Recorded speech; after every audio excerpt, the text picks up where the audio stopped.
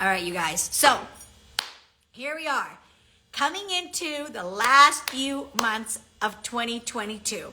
So I thought I would jump on here really quick and let you know, or share with you, I should say, how can you gain momentum walking into the new year? How can you gain momentum walking into 2023 and not fall back on all your goals, on everything you've created for the last few months? So here's what I was thinking, okay? I wanted to share with you guys some of the things that I have been personally doing the last few weeks that I feel have really supported me, okay? Hi, Martha! Girl, I've been trying to get a hold of you. Anyway, okay, I'll call you after this.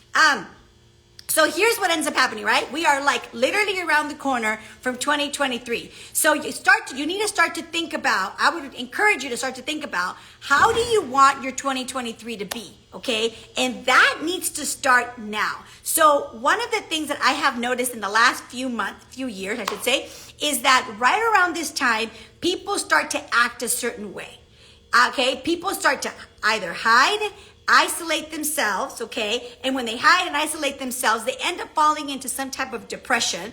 They end up eating too much, okay, or drinking too much, start to maybe feel a little bit sorry for themselves. Maybe the holidays make you feel a certain way, the climate makes you feel a certain way, and therefore what ends up happening is people start to start to slow down, and then they start to have the mentality of, okay, starting the new year, okay? Starting the new year, this is what I'm going to do. So I want to prevent us, okay, I'm going to include myself, from having that happen to you this year, okay? So here's what I'm going to invite you to do. Number one, start to think about, in the last few years, how do you normally act? How do you normally behave during these last few months?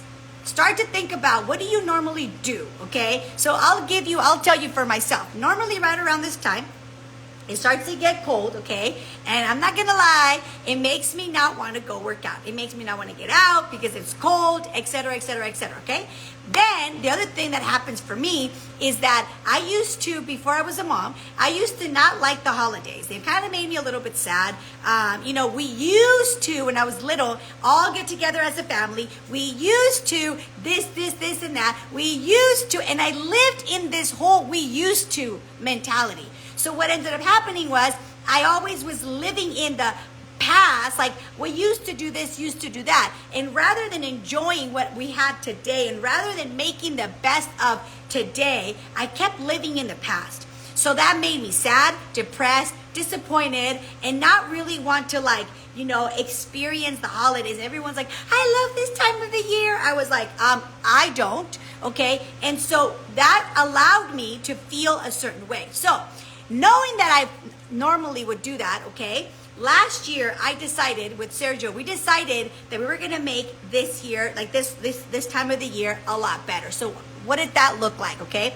Number one, we started to look at how can we get ourselves to feel, okay, in this sense, like motivated, happy, excited for the new year, okay, to come, excited for Thanksgiving, excited for Christmas, excited for my birthday, just saying, okay, excited for the new year, okay. And one of the things that we decided to do was to really decorate our house, decorate our environment, okay? Because at the end of the day, you guys, even maybe you don't know this, maybe you don't realize this, but your environment dramatically affects how you feel.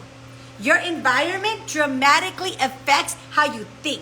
So for example, whenever you're in a place that is beautiful and that is well taken care of, it's well organized, it's well lit, maybe it's really clean, what ends up happening is you feel a certain way in that environment. Versus if you walk into a chaotic, dark, messy, dirty environment, you're gonna feel another way. So the first thing I'm gonna invite you guys to do for these next couple of weeks is to start looking around your environment, start looking around your house, start looking around your cars, start looking around those things that maybe anytime I tell myself, oh, it doesn't matter, I catch myself. I'm like, okay, Karla, hold up, it does matter.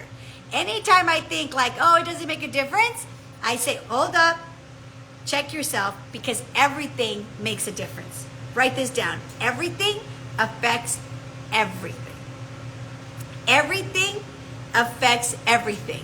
So if you think that your environment is not playing a certain role in the way that you feel, in the way that you're thinking, like, just notice it, okay? So that's number one.